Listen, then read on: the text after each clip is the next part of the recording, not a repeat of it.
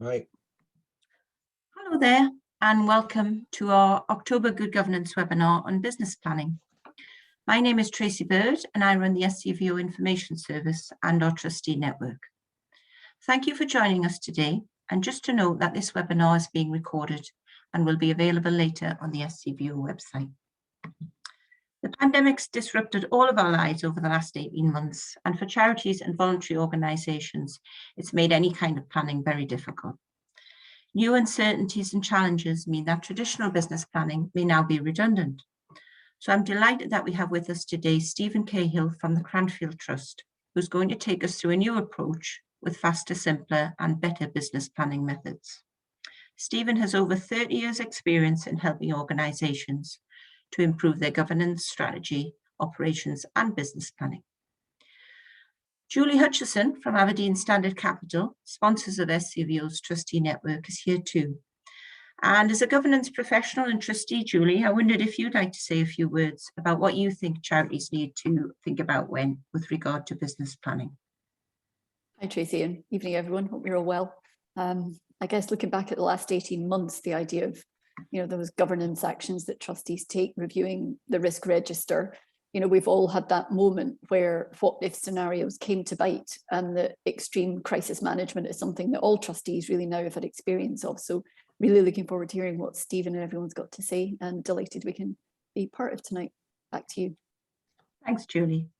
Okay, do use the Q&A as we go to ask any questions. And now I'm going to hand over to Stephen for his presentation. Thanks, Stephen. Lovely. Thank you very much. Can you hear me okay? Yeah. Fabulous. Excellent. Just before I knock out my slideshow and so forth tonight, just to give you, I'm going to be doing this at quite a pace tonight. There's quite a lot of information in it. However, the good point is you get the slide deck at the end of it, and I've also prepared some notes, which I believe Tracy will pass on to you after the presentation. So let's see if I can get the technology to work in this one and get my screen up there. We are...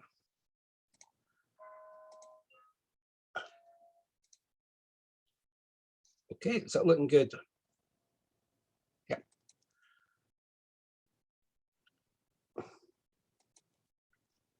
Okay, like I say, just a little bit about the Cranfield Trust. You can read all this at some other point when you get the slide deck, because time's kind of not on our side tonight, and I don't think anybody's going to thank me for keeping you after 6 o'clock, or at least if someone won't thank me for doing so. I think we're all want to go home. So, a wee bit about me. What I'm going to do in terms of setting the scene today. Well, what I want to do is look at some of the new realities in our business planning world. A lot of what I'm reading at the moment is a response to COVID-19, but it needs something more. This has been a huge jolt right across the entire sector. It's been an enormous jolt. So I think we need something, or I saw that we needed something that goes beyond just a simple response to this. I want to then take a bit of a dive into about avoiding business planning failures.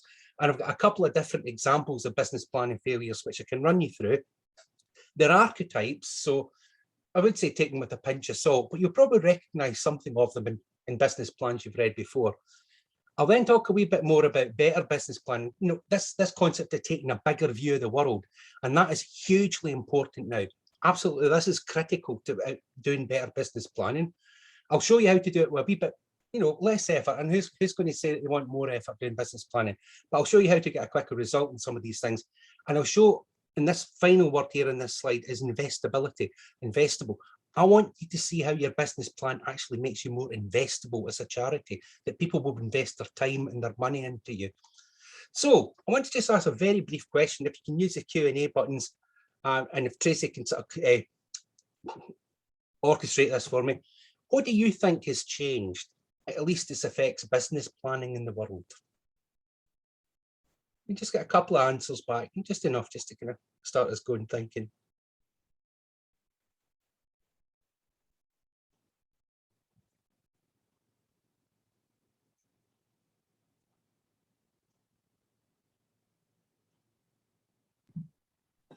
While we're waiting, Stephen, there's no questions come up. I would say, just lack of certainty. That's I don't know, did we have certainty before? But certainly that for me, I would say that. And also, Stephen, you don't have your camera on, but I don't know whether that's your preference. It's probably just saves bandwidth, to be honest about it. That's fine. Okay. We've got somebody. Sylvia's just come in with things that change, income predictions, and somebody else has said change in service delivery model. Yeah, and interesting one. And Julie's also saying that think about well-being as much as anything else. That's an interesting one, actually. It's probably one I won't cover tonight, and that's probably worthy of a whole subject of its own, but absolutely right, yes. Okay, got any others in there, or just want me to crack on? I think I'll crack on, yeah? Change in behaviour, how time is spent. Right, absolutely. Changing behaviour is something that we will look at, and you'll see. This is kind of some of the things I've said here. Volatility and risk, this whole idea, there is a lack of answers. It's not simple to get answers. There doesn't seem to be a simple causality between events happening in one side of the world and what's happening here, and the aftermath and the ripples that come out of that. That's kind of building on the second part as well here. It's the interrelatedness of things that are happening in different parts of the world, and also within our own country and within our own communities. And it's often, I have seen in the last 18 months, there are interconnections between different things that I would never have imagined existed. And yet they do exist. And the whole pandemic has kind of laid them bare. And this is hugely important for business planning, of course, because it's revealed whole parts of our communities or potential beneficiaries that we wouldn't have seen before COVID and so forth. Economic, social shifts, I'm not going to go over that. I mean, it's there for everyone to see. But this business, and as somebody mentioned on the Q&A, there's something about behaviour has changed in this. People don't view the world the same as they did 18 months ago. Something has changed. And I think how they interact with it is different as well. An example being conditionality and giving, whereas in the past, perhaps people were, less bothered, less thinking about their giving or their philanthropy. Now it's kind of slightly changing. I'm seeing very, very subtle changes in this, but perhaps not so subtle now. But people are becoming conditional in terms of what they want to do. And I guess the last one here is about the long view. It really does matter. And if we were to go back and sort of building comments that Julie made when we were first introducing the discussion tonight, one of my great fears is that trustees weren't taking a long enough view of the world prior to the pandemic and had made contingency plans and so forth. So these are sort of things I think have changed. What's not changed, and let's be honest about it, the milk of human kindness, I call it, philanthropy is not going to go away. But what one thing is, your demand is not going to go away unless you're in some obscure charity that deals in a tiny wee, very, very, very specialist niche. Demand for your service is not going to go away. In actual fact, most charities I've spoken to over certainly the last 12 to 18 months have seen a demand that's just exploded on them from existing beneficiaries, but also new beneficiaries. And that's tied up with opportunity. So even in, there used to be some expression, I can't remember, but to paraphrase it, even in the worst of circumstances, there's always something in there that's an opportunity. And it's about being able to spot that opportunity. Innovation is not going to go away. You always need to be innovating. And it's been remarkable, certainly from what I have seen in the past 12 to 18 months, how charities have taken on different briefs and looked and, shone a light into very, very dark corners and found different beneficiaries that they can pull in. And as I say, the milk of human kindness is not going to go away. That's one thing that hasn't changed. Its nature may change, but the idea of the whole psychology of charity is not going to go away. So I'm going to pose 3 questions here, and I want to just have a couple of answers just to kind of build up some commonality here. Could you live without a business plan? Is it all just a load of business skill hocus pocus? That's the first question I'd like to pose to you. And just give me a couple of responses back in the Q&A. Could you live, do you need it? Could you just work with the charity without it? What do you think? Again, if Tracy can curate them for me, I'd be very grateful.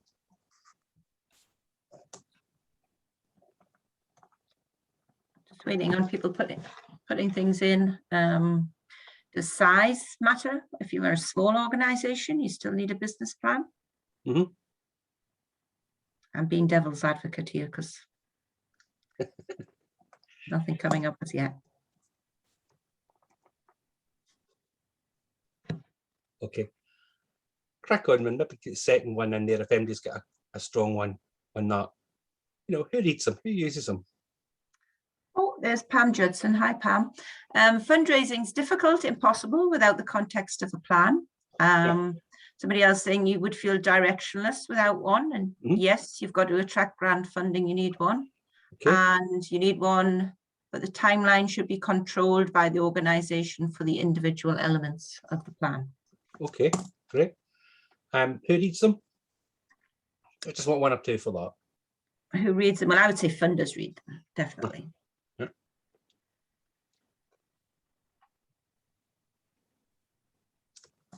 And yes, it's got to be something on which you base your work, but it should be constantly reviewed. And yeah, another one saying funders read them. Okay. Just go straight for the last one. If there's more comments coming in, we can cover them off. Why do you think it's a hot topic?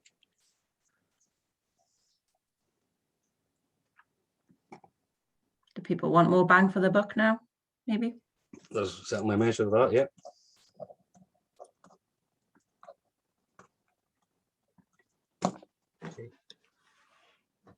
Okay.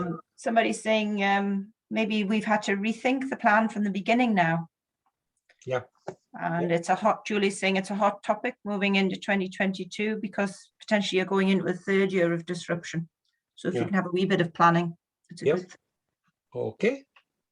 I'll crack on at that. These are some of my answers about it and see what this resonates with. Talked about the first thing here, this compass point, this direction. And that is hugely important in a business plan because it's something that your own beneficiaries, it's something your own staff, it's something that your donors can sort of rally around. It's a kind of a sticky point in the ground. You've got a performance yardstick in it. Now, the next point is quite important, and this is my opinion, and based on what I see, I would say about 7 out of 10 charities just do not make effective use of this. They don't see it as vital stakeholder communication and, of course, funders. And this is hugely important part of a business plan, that it's something that you can put your best assets on display and say to a funder, here is what you're doing, this is the difference you're making, blah, blah, blah.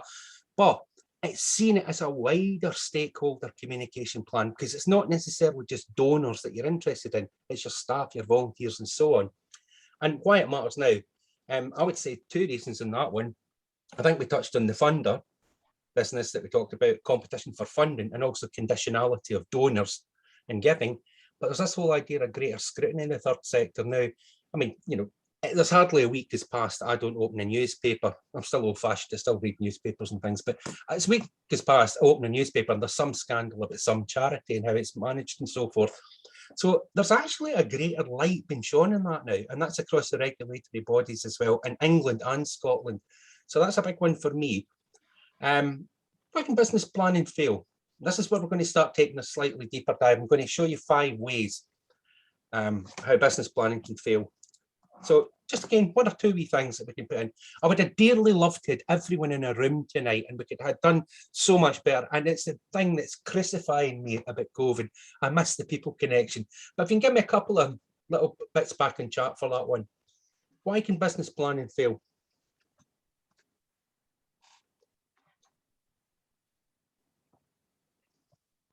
Maybe not ambitious enough or too ambitious. Okay. Julie's saying it's too theoretical. Yep. Hold that one. That's a good one. Yep. Too theoretical. Yep. The goals aren't smart. No smart goals. Yep. And it's been written in isolation with little wider involvement. Remember that one. Remember that one and we'll hold that. Whoever sent that one, that's brilliant because we'll come to that one. Isolation. Yep.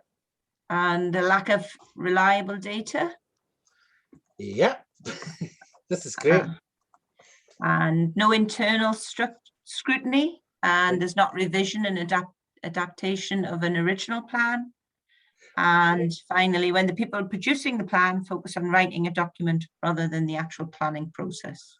Okay, you've either read my presentation before I gave it, but absolutely spot on. All of those are brilliant responses. This is when we're going to start taking the dive. I'm going to pick up the pace a little bit. So remember, anything you don't quite get whilst we're going through it now, you have plenty of time, hopefully at the end, and there's notes and so forth to help. But here goes. Here's Stephen's big 5 here. The number one, I call it the rear view mirror method. And what it's imagine driving a car, but you're trying to go forward, but you're looking at all the things that you did in the past. So it's this kind of historical narrative. We did this, we did that, all rooted in the past. And actually, it's got a subtly rotten thing in it, a plan that's written like this. It locks any sort of sense of innovation out, because it's all based on past successes, looking at all the things, the glory that was the past. And it's very little to say about the future. So anyone who tends to be innovative and working through a charity tends to gradually over time become excluded. So anyone that wants to do something different, they just think, what's the point? You know, there's a big gap. The symptom of this one, and this is where to look from it, what your board says and what you're hearing back from the front line. And if there's a gap in there, start looking for that one, the rear view mirror method. So that's the first one. And I think we alluded to that. The second one, the rootless business plan. This is lovely. And this is when we talked about the isolation earlier. This is when the things about 20 years ago in my career, I used to be sent into a room and say, Stephen, go and write us a business plan. So I'd go and write a business plan. It was beautiful. It was elegant. It was wonderful. You could have put this in the Harvard Business School review, but it was only meaningful to me because actually it ignored all the stakeholders that could actually fed into that and anchored it in terms of the reality. So, for example, what your front line are hearing, all different stakeholders that touch your organisation. And the truth is, the symptom you find out here is that's when a business plan just kind of peters out into nowhere, that everyone just thinks, yeah, well, it was great. It was written 9 months ago and I'll just ignore it. So it means nothing. It's meaningless. Watch out for this one. It's a wee bit more common than you'd think. And that's your valid checks in it as to say who input to that. So where was the stakeholder input to this type of plan? Great one. You can avoid it by looking at that. Third one, the Tolstoy one, and anyone who's ever read War and Peace will know, I mean, these books weigh kilograms, but they cover everything. And this is what the business plans are. These used to be the things that were peddled in consultancy, when instead of, you know, for the value it was in a business plan, they were sold by the 100-weight, massive business plans that covered every eventuality. You'll have seen them. But again, this whole stifling detail, it's always like a giant clockwork sort of mechanism that everything is so connected. They're redundant. By the time the ink's dry in the page, such a plan, anything on that scale is meaningless because the world has moved on and so many things have changed. You end up with people that spend their whole lives just sort of going around making revisions to business plans and making further revisions. But again, this is where you look for it and look to find if you've got a Tolstoy business plan. That's War and Peace, you know, that kind of thing. It's brittleness in it because one thing doesn't happen. This isn't happening. That isn't happening. And the whole thing starts to come to pieces. And people twig this, you know, and that's like another one, much like the previous slide that I had. So what happens is people just ignore it and just think, yeah, well, it's meaningless. Just move on. Next one, donut plan. That's all your sort of business plans that are written with the ephemerals. They're a big donut. Everything's round the outside. There's no substance in the middle. And it's all the superlatives. You know, we are the greatest charity that does X, Y, and Z. It's all a mishmash in here. It's a mashup of things like mission statements, goals, objectives, impact statements. And the truth is, again, this is the criteria, the acid test for this one. You'd never know if you'd achieved it. There's nothing in there that's trackable or measurable. You know, it's pie in the sky, to use, you know, unkind words about it. But watch for that one, because again, this one's a wee bit more common, and it's usually a sign of organisational immaturity, because it's all rooted sort of away up in the ephemeral level, the big, the yeah type thing, and it's not. It needs to have more in it. It needs substance in it. Again, the symptoms I look for is nobody ever gets any traction on it, because you can. These things are all couched in superlatives, so you never find it. The best one of them all is, of course, number 5, which is in fact the absent plan, because there isn't one. And that is surprisingly common. I talked about here, you know, progress is determined by the fates. So it's like in Greek mythology, where fates would weave the threads of life and cut them with scissors and all that sort of thing. But the whole thing is just a big gamble. There's no planning in it. There's no direction. There's no sense of measurement. There's no sense of feedback or check as to whether you're making a success or a failure of it.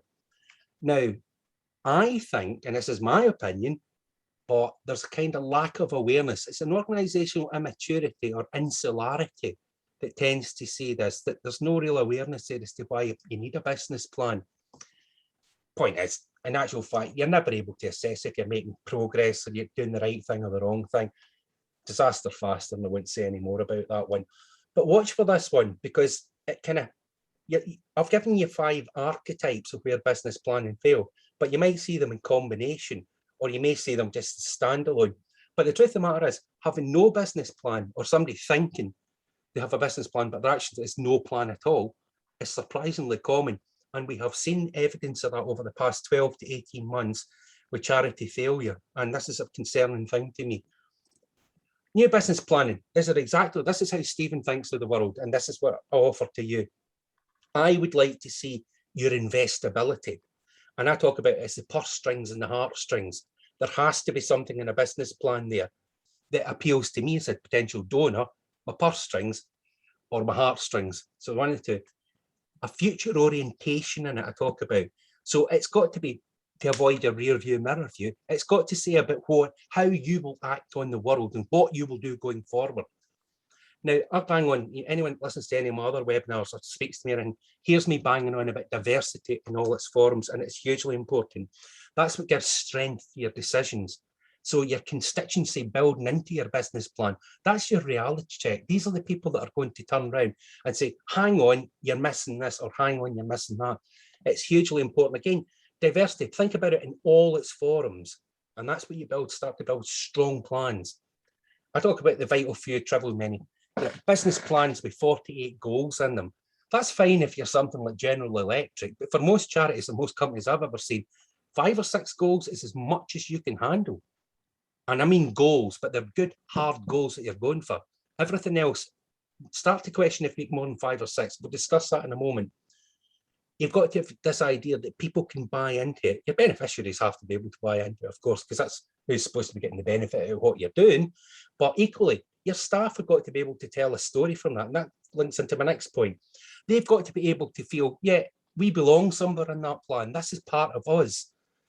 And again, this whole idea, it's got to be prepare and change. Now, at the moment, taking 12 months to write a business plan for the next 12 months is not a great idea. As we've seen, the speed at which things can happen means that you've got to be able to change horses rather quickly. So again, I would want to see a business plan or the process of that business planning that enables you to do things quickly. Now we take a wee bit deeper dive. So we're taking you through the psychology of business planning and a bit of the practice of business planning now.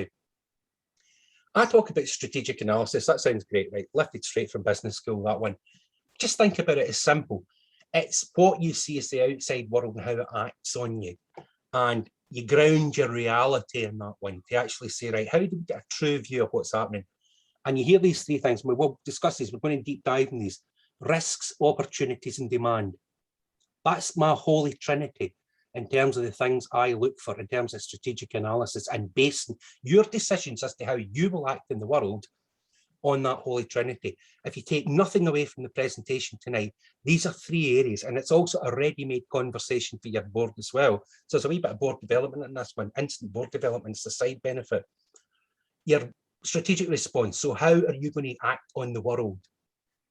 And then the things I want to see in this are things like finance plan, marketing or stakeholder management, people plan. And the question you're going to ask is, well, what about an operations plan, Stephen?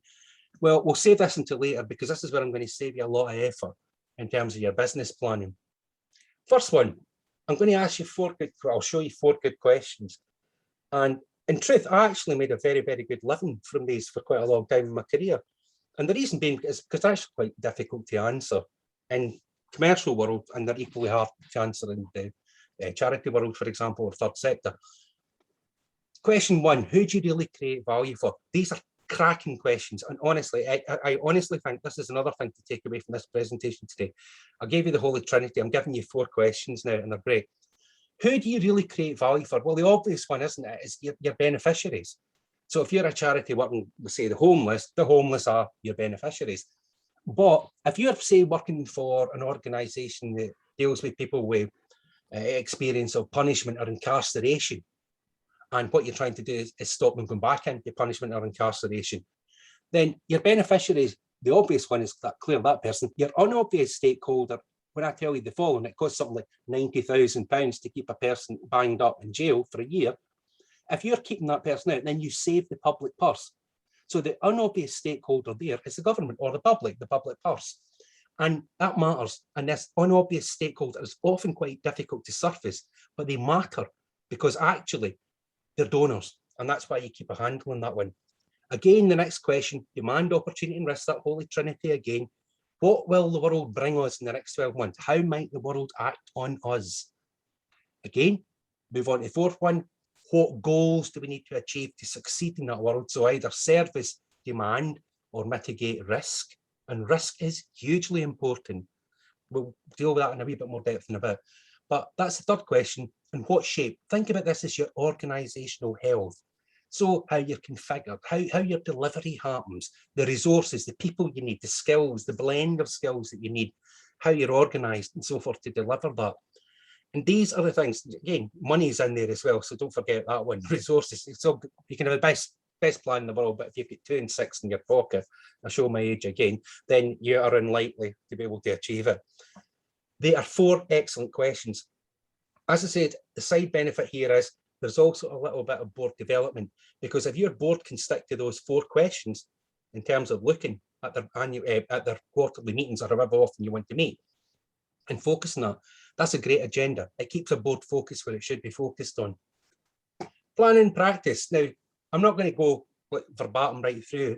I think I've spoken around these things, but there's a practice here of getting your stakeholders together and, 3 flip charts if you're all in the same room, or however you want to do it remotely now, since we're in the post-COVID Zoom world, or whatever you want to call it.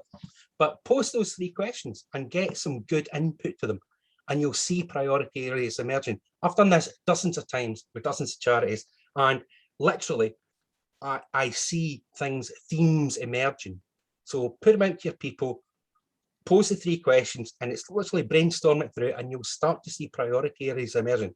But the key to getting this well is get that good cross slice right across your organisation. People at the front line, trustees, senior staff, junior staff, stakeholders, people from other charities who may be in a similar field or a different field.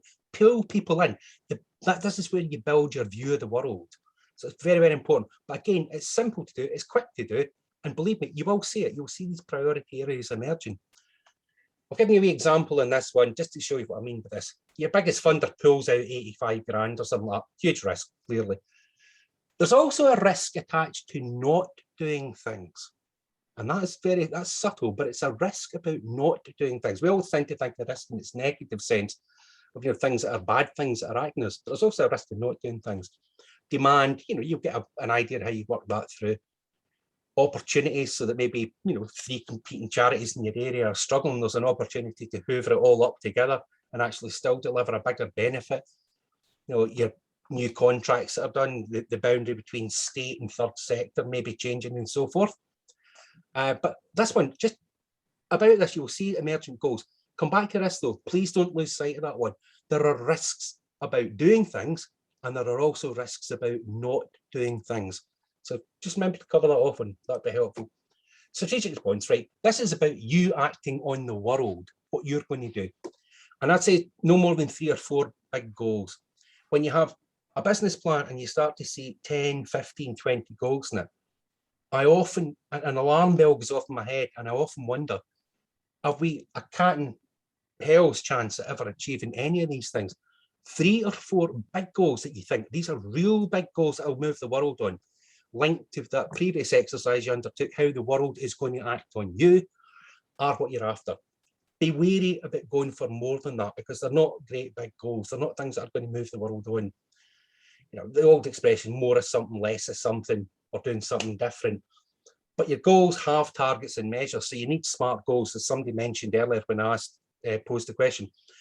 Do not ever have goals that have none of these things in them. They always have to be SMART. If they're not SMART, they're not goals. Don't allow them into your business plans ever. Please, please, please remember that. Again, this is where you start to get clever about it though. Once you have formulated those goals, then what you do is using the same people you got in the room earlier to do the strategic analysis, you get them to look through the goals and ask them the question, are they attainable? Should we be able to attain these goals? Is what's hiding out in those shadows? So that's like your risks, any assumptions, and get a sense that your goals are validated. They're not just to be cast out and left. They've got to be validated, because at some stage, you are going to probably want to come back and revise those goals. So this is a quick route for you actually engaging your stakeholders again to find out How valid are my goals? And this is quite important. So these are like, bread and butter type things, but they show you the kind of SMART goals, increasing beneficiary base in 3 more cities. You might have wanted to put in a percentage in that one. Bid for this, bid for that. You can read these at your leisure, but they're all kind of SMART type goals. This is typically what I'd want to see. Maybe 3, 4, possibly 5 if you want. I'll split the difference, 5. And if you get 4 or 5 of these goals, 3, 4, 5 of these goals, you're heading in the right direction. Keep them at this kind of level. That's what I'm suggesting. Don't scream into the detail in them yet. So this business I spoke about earlier, getting your people who have got knowledge and experience to go and validate your goals. That is the secret. This is an absolute crucial thing that never seems to happen. And yet charities that are using it that I work with have started saying, yeah, that does make a difference. It's this idea about leading in goals. They've got to change the world that they work on. They're not just a response to things. And getting your frontline or cross-section of staff is your best validation of them all. Wouldn't over-egg it, but simply get this idea, rate likelihood of success, because it shows you where you're going to have to start putting your funds, your effort, your focus, and possibly where you need to start de-risking things even more. So do that. This is a very, very important thing. And it's something that doesn't happen very often. It's happening a bit more now, but use this. Seriously, de-risk your goals wherever you can. Get people to validate them. Finance plan. I'm just going to split this into 2 for you here. You've got your business as usual. So what's it going to cost us? If we had to grind to a halt, I was going to say if it all goes pear-shaped, we'd have no experience of that in the last 12 to 18 months, have we? But seriously, if it does, you always need a backstop number to think, if we had to stop doing everything tomorrow, what would it cost just to keep the lights on? Goals need costing. And this is again another thing. I see people having goals and they've never costed them. So how would they know how much it's going to cost? Where do you put your effort? Money matters. Money speaks, unfortunately, or fortunately, whichever way you put it. But the truth of the matter is, goals need money attached to them. What's it going to make us if we do that? If we spend X, how does it realise Y for us? What is it going to cost us? Where are we going to actually make savings and so forth? Always do it. Always make sure goals are costed and show your risk. Now, again, a classic example I can think just off the top of my head was a wee charity I was working on in the south of England, and they wanted to operate a cafe. And yeah, they went through all the motions, did what they needed to do. And I'd warned them, I says, the risk here is that you're actually going to undercapitalise it. You're underestimating how much this is going to cost. I think they wanted to budget something like about $6,000 for fittings and things like that. And in reality, anyone in the industry would have told me it would have taken like 15 or 20 grand to do what they actually wanted to do. But they barged ahead. They took on the lease of a premises for 12 months, which cost us, a small fortune when you think it's in the south of England. And they struggled. They really, really struggled to capitalise it. Exposure to default as well. Classic, and it's going to be something that's more increasingly happening. And I don't just mean from like fellow charities. You'll find that defaults, income risk, legal risk. I'm not going to go through all the kinds of risks and reputational risks and so forth that you could understand. Watch that one though, undercapitalisation, because people can, they're egged on to think, oh, we'd love to achieve that goal. And they sort of gloss over the fact that it could cost a lot more than it actually could. It's going to get caught up with people's enthusiasm in there quite often. But watch that one. That's actually a particularly good one, finance for you. Moving on, I've given you an example here, and I shan't run through it. You could read this at your leisure. I'm just conscious of the time, and I want to make sure that the time for a couple of Q&A tonight. Here's Stephen's magic expression for you in terms of your finance. If you know nothing or you hate finance like I do, I have to be dragged screaming and shouting to look at a balance sheet and so forth and accounts. It never came naturally to me. But people had like dyslexia in terms of looking at words. I've got a similar thing looking at balance sheets and accounts and so forth. I hate them. But what I did learn very, very early in my career is, remember that expression, follow the pounds. Where do the pounds come from? Where are the pounds going? And what people in charity world have to grasp as well is, a lot of that money you've got coming in, you cannot spend it willy-nilly. You have to spend it on specific things. It is committed expenditure rather than core expenditure or core income. So be careful that one. Always follow the pounds. A classic example in this one where it wasn't followed the pounds, an organisation again in southern England I was working with turned around and were all set up away, talking to funders, got cracking amount of ring fence funding, but they didn't have enough core funding, which they could spend what they want, to service that money that they just brought in. They couldn't afford to hire the extra 2 members of staff to spend the capital sum that they got off the donor, and or to spend it effectively. Is more to the point. Follow the pounds. Simple as that. Stakeholder management. Now that goes back to what I was mentioning earlier when I gave you the 4 questions. Who do you really deliver value to? You know, obvious, unobvious, and know who they are. It's brutally difficult, but it's something you have to try and keep chipping away and working at. And again, tailor your messages in this one. I talk about the heartstrings and the purse strings. It's quite a simple way to think about it. You know, there's an emotive message in there. I give money to your charity and it makes me feel good. Yeah, that's maybe one way of doing it. The rational message where it might be the purse strings is, I give money to your charity because I don't give a damn, but it helps my tax bill at the end of the year, or something like that. It's not the point. There's a rational and an emotional content of these messages. So tie them up with your finances. Think how you're trying to raise money, who you're trying to raise it from, your donor management, and try and tailor those messages in. I'm not going to go into this, the scattergun approach. It probably says it all, but you know, you get hollow messages and so forth, and messages that are sent out that are in group only. Sort of weird and wonderful things that come out in terms of stakeholder management that nobody understands, or bread in the water where, you know, hopefully something will take a bite out or whatever. They must answer a need. This is, whoops, pardon me. They must answer needs, and that is an emotive need or a rational need. All your stakeholder messages must do that. They must answer a need in one of those 2 places. Maybe they run. I talked about emotional investments, the emotive message. That's what we've done, how you helped, and your part in the future. So that's a simple. The issue is cost next, for why we can reduce this cost issue. So that would be your kind of lobbying, your campaigning type thing. They're just it's a weak example, but it gives you enough in there to say there's a difference between an emotive content and a logical content in messages. Cracking on a wee bit now, we're doing quite well for time. People plan. Again, BAU and your big goals. So what's it going to cost to keep your lights on? In terms of, like, if you just had to go back to your absolute defensible core of what you do as a charity, and what's it going to cost to put things in? What people things are you going to need in there for your big goals? Risks, dependencies. Again, I'm repeating a wee bit what I said earlier, but can you service these things? People forget there's a walkout cost. Expertise is in people's heads. And surprisingly, a lot of charities actually work in what I call the knowledge field. Their stock and trade is knowledge, rather than purely going and doing a physical thing. And there's a huge walkout cost. If somebody with knowledge walks out, that's a huge walkout cost. You need to factor that into your risks at some stage.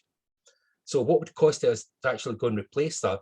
Or, you know, make or buy type decision in there. So you develop your own people, or just go and get the finished product.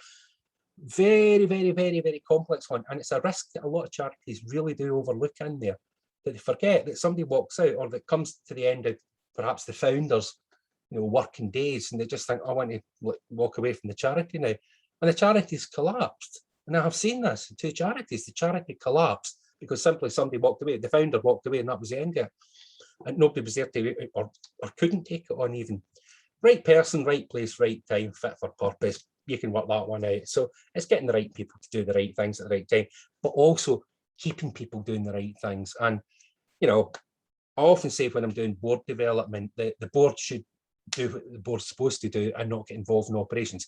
A good way to think about that: the board manages the CEO, who manages the business. And it kind of keeps people where they need to be focused. Because certainly in smaller charities, I know there's always a bit of overlap, operational overlap and so on. But some of that transmorphs into when you become a bigger charity and people are still doing the same thing. So you get somebody sitting on a board, I've had, like, you know, long conversations with, they kind of bring them up to the point where they're not screaming into the detail about operational things like they did 5 years before. And then begs the question as well, should they be on the board for 5 years or not? There should be a bit of tenure in there. But anyway, that's enough about a people plan. Moving on, your operations plan. Now, I am going to show you the next slide after this, when I'm going to say what I would like to see in an operations plan. But the absolute substance of this in terms of an operation plan is this decomposition of goals. It's got to have 2 components to it, and no more than 2 components in my opinion. Firstly, business as usual. So all the things that operationally need to happen to enable you to function. But there needs to be this decomposition of goals. So you've got your big goal that you want to go for, or big goals that you want to go for, but they become somebody's target. They become somebody's goal. You start subdividing this down and breaking it down. A good way to think of that is, if I walk in, I want to be able to see that golden thread that runs right from your high level goal right down to the person in the front line. That's what I want to see being able to happen. Operations plans always need an owner, and make sure it's one person as well, because that's how you can drive things forward. When you start getting more than one person owning an operations plan, and believe me, I do see it, and it's not that uncommon. That's when you start to see things. Well, who's actually responsible driving that forward? Well, I thought you were doing it. It's left hand, right hand. It's a Laurel and Hardy type stuff. I talk about boards and town hall meetings. Get some reporting going in your operations plan. That's the kind of fuel that keeps people aware of what's the bigger picture in terms of operationally. So business as usual, yeah, we're doing okay on that side. All the things it says we're doing, but our goals, our big goals, we're making progress to that, and that's your part in it. So there's kind of a bit about your stakeholder management in there too. And acting feedback. And now I mentioned about 4 or 5 slides back, in current times, be prepared to change horse quite quickly. And remember that feedback is a hugely, hugely, hugely important mechanism to have. So make sure when you got that, you have got some sort of feedback mechanisms that are bringing things back to you. And that's what it saves you time, because see, if you get the goals right at this stage, this plan here pretty much writes itself. And actually what I see quite often is the other way around, the tail wagging the dog. So somebody writes an operations plan and then tries to, put it in steroids and pump it up to become a strategic plan. It doesn't work like that. Get your goals right and your plan writes itself.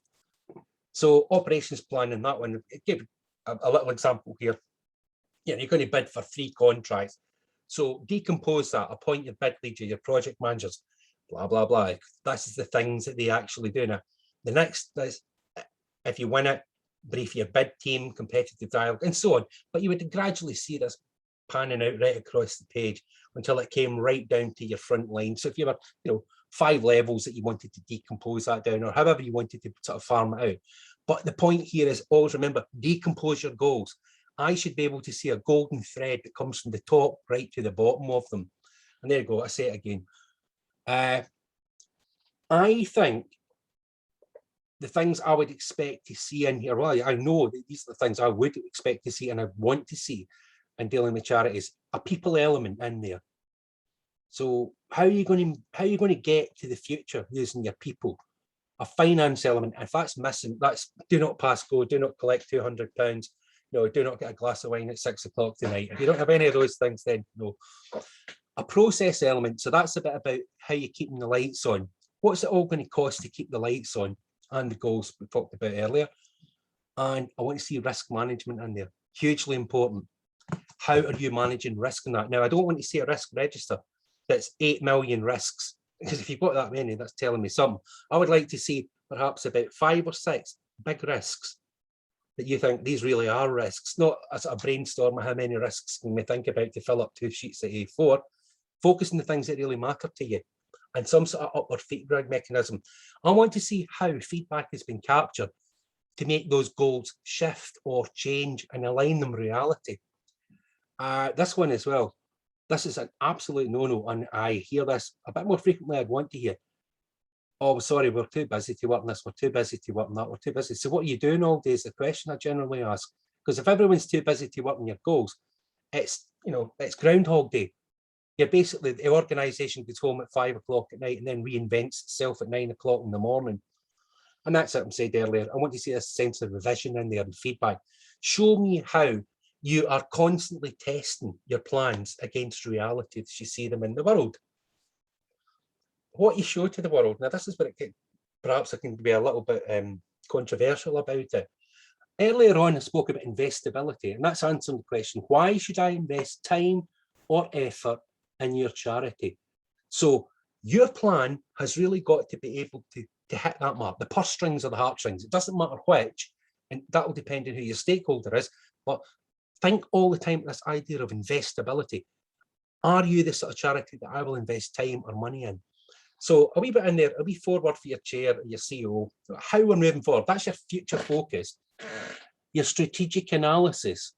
So how you envisage the world, what you think of the world, how you think things are happening in the world, your response, so how you will act upon the world, your goals, and again, targets, measures, and show me that you've de-risked them. Show me what risks you have considered in those goals. And then a bit of your organisational health in there. And just a brief summary. A wee bit about your financial health. A good one these days as well is to put in a little bit about your governance too. How you govern, what you're doing, show me how your board's developing and so forth. And nothing more. You can get this down to about 2 pages. And I would never need to see a 26-page business plan from a 100-person charity or something like that. Keep it short and sweet. That's the point I guess I'm making here on that one. Okay, so wrapping it up. First thing, remember the questions I gave you, the 4 questions. Crucially important. Master them because they're great questions. If you take nothing away, those 4 questions will do you the power of good. Investability, always focus on that one. Your business plan, everything you do in business planning has got to improve your investability, what you present to the world. Show me plans that generate actions. To put a plan, let me show you 2 statements. We will ensure that X, Y, Z. Great. That tells me nothing. It doesn't generate an action necessarily. We will be #1 charity for Scotland doing X, Y, and Z by 2022 tells me something different. So think about action, oriented to action, future oriented, talked about that. Talked about diversity, diversity, diversity. Everyone that hears me, I have to say it 3 times. I can't say it once anymore. I have to say whenever it says diversity, I say diversity, diversity, diversity, because it's hugely matter. This is what builds strength. It's the weft and warp of what makes good decision making in organisations, and that's diversity in all its forms. So think about that one. Take that one away with you. That's very, very important as well. Less than 12 months at the moment. I'll concede that. I'll probably say 12 months at the moment. Don't have plans that are pushed out much beyond 12 months. You can probably go as far as 12 months now. And like I said in my previous slide there, just focus on the things you absolutely need. But practice makes perfect. Nobody was born writing business plans. Believe me, most people are dragged screaming and kicking to have to do it. But it's doing things small, keeping them small. Practice it until you get better and better and better at doing it. I'll give an example. The Japanese spent like 20 years perfecting their planning practices, but it's the same people that can turn around an entire car factory in 2.5 weeks to make a completely different model of car. But it took them 20 years to do it. But the truth is, they practiced. That's why they applied and they kept going until it became kind of more natural for them. And remember, you're not going to just take one of these things off the shelf and it works perfectly. You're going to have to tailor it a wee bit for yourself. But there's hopefully enough in what I've given you today and the notes that will come later, which will help you do that and take it offline. I've given you a little crib sheet. Again, I'm not going to go through it right now because it's kind of a summary of what I've said, but it will help you. That'll give you a flying start. You can sit and do that either with your board or do it with your staff or however you wish to do it. Work out a way that works for you. But if you stick within these things in the crib sheet, that'll give you a flying start on that one. Giving you some useful links in this one. Being from the Cranfield Trust, I would say, yeah, it's got lots of useful help. And I'm sure SCE will have lots of useful help. NCV will have lots of useful help now. But I can only say, from the moment, I know that the Cranfield Trust one, there's loads of stuff sitting in there if you want to go and have a wee look at it. And I'm sure that Tracy and Co will have plenty of stuff as well for you. Wee bit last, that you read that later. There's not adding anything to the presentation right now. And I'm done at that. So any questions and answers? We've still got a wee bit of time. I'm sorry I took it as such a lick tonight, but there's an awful lot of ground to cover. That was great. Thank you, Stephen. If you want to stop sharing your screen and introduce yourself, that's great. Okay, do put your questions in the chat or in the Q&A facility, and we'll make the use of Stephen's time. I will say that Stephen, he's provided us with a business planning template, so we are going to email that out to you tomorrow with the slides. But there was a lot to take in there, a lot of food for thought. There is a question from me, and that's when you say about reviewing your business plan maybe every 12 months. So should you just be sort of like tweaking as you go, or should you be rewriting? What's your thoughts on that? My honest thought is I would be tweaking every quarter. Right. I would never leave any plan now to a 12-month. I wouldn't. I really wouldn't go there. I would be tweaking that every quarter. And you know, if it looks 3 or 4 things are starting to show up out of 10 that I think the world's changed here, the world's changed here, I'd be prepared to ditch a plan and start again. The point of what I've given in my business planning approach here is that it's very, very quick to do. It literally takes you about a day and a half to do. And really, in this day and age, and given what we've been through in the past 18 months, my honest opinion would be to tweak every quarter, but, you know, have an annual plan. You need some sort of sense of direction. Otherwise, you'll be changing horse too often, but be prepared to tweak it. Yeah. Okay. And this is, oh, hang on, there's a Q&A here. So Sylvia's just saying you're suggesting a 12-month plan at the moment, but what about, you know, bigger projects or ambitions that are maybe 3 to 5 years away? Just use that in your strategic plan. I agree with what you're saying in that one. Keep a big eye in your goal. These could be the big goals that you have, but in actually, you know, in wanting to get to them, you need to decompose it down to a kind of sensible timescale. I mean, I agree. I do a lot of strategic work with charities, and you need something that's kind of 3 or 5 years away. You know, that seems a reasonable timescale. And these are like your bigger ambitions and so forth.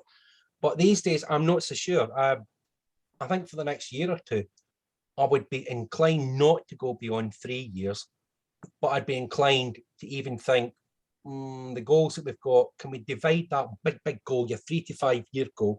Can you kind of break that down or scale it back a wee bit in terms of your ambition and think what's going to be like the next 12 months? Does that answer your question, Sylvia?